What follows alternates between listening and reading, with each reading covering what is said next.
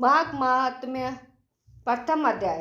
एक समय श्री सूत जी ने अपने गुरु श्री व्यास जी से कहा कि गुरुदेव, कृपया करके आप मुझे माघ मास का महात्म्य सुनाइए, क्योंकि मैं आपका शिष्य हूँ। व्यास जी कहने लगे कि रघुवंश के राजा दिलीप एक समय यज्ञ के स्नान के पश्चात पैरों में जूते और सुंदर वस्त्र पहनकर शिकार की सामग्री से युक्त कवच और शोभायमान आभूषण पहने हुए अपने सिपाहियों से घिरे हुए जंगल में शिकार खेलने के लिए अपनी नगरी से बाहर निकले।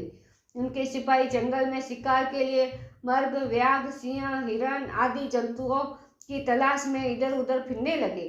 उस वन में वन स्थली अत्यंत शोभा को प्राप्त हो रही थी। कहीं हिरणों के झुंड फिरते थे, कहीं गीदड़ अपना भयंकर शब्द कह रहे थे, कहीं गैंडों का समूह हाथियों के समान फिर रहा था, कहीं वृक्षों के कोठरे में बैठे हुए उल्लू अपना भयानक शब्द कह रहे थे, कहीं सिंहों के पद चिन्हों के साथ घायल हिरणों के रिक्त दिख रहे थे, कहीं दूध से भरी हुई थनों वाली सुंदर भैंसें गाय फिर रही थी, कहीं पर सुगंधित पुष्प हरी भरी लताएं वन की शोभा को बढ़ा रही थी, कहीं बड़े बड़े पेड़ खड़े थे तो कहीं पर उन पेड़ों पर बड़े बड़े अजगर और उनकी केचुलियां भी पड़ी हुई थी।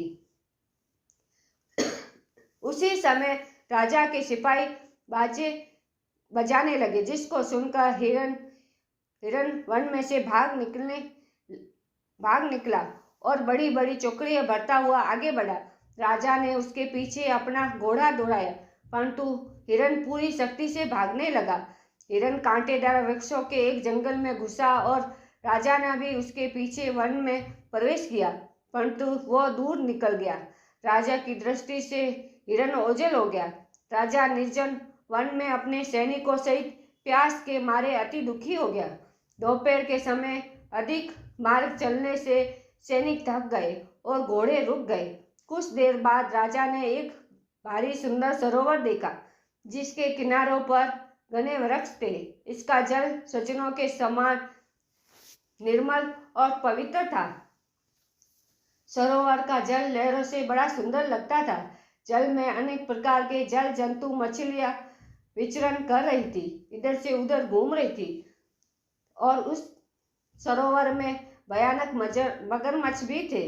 किसी किसी जगह लोभी के समान सीमाल भी पड़ी हुई थी। जैसे विपत्ति में पड़े हुए लोगों को दुखों को हरने वाले दानी पुरुष के समान यह सरोवर अपने जल से सबको सुखी करता था। जैसे मेघ चातक के सुख और दुख को हरता है, इस प्रकार सरोवर को देखकर राजा की थकावट दूर हो गई। रात्रि को राजा ने वहीं विश्राम किया और सैनिकों को पहरा देने के लिए कहा, और सैनिक चारों तरफ फैल गए। रात के अंतिम समय में शुक्रों के एक झुंड ने आकर सरोवर में पानी पिया और कमल के झुंड के पास आए। तब शिकारियों ने सावधान होकर शुक्रों पर आक्रमण किया और उनको मारकर पृथ्वी पर गिरा दिया। उस समय सब शिकारी कोलाहल करते हुए बड़ी प्रसन्नता के साथ राजा के पास गए और राजा सवेरा हुआ देखकर उनके साथ ही अपनी नगरी की तरफ चल पड़े, जिसका शरीर तपस्या और नियमों के कारण बिल्कुल सूख गया था, जो मृगशाला और मलकप पहने हुए थे और नख, रोम तथा केश धारण किए हुए थे। राजा ने ऐसे घोर तपस्वी को देखकर बड़े आश्चर्य से उनको प्रणाम किया और हाथ जोड़कर खड़े हो गए।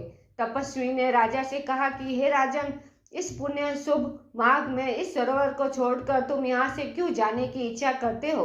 तब राजा कहने लगा कि हे महात्मन, मैं तो माघ मास में स्नान के फल को कुछ भी नहीं जानता। कृपया करके आप विस्तार पूर्वक मुझको बताइए। जय श्री कृष्ण।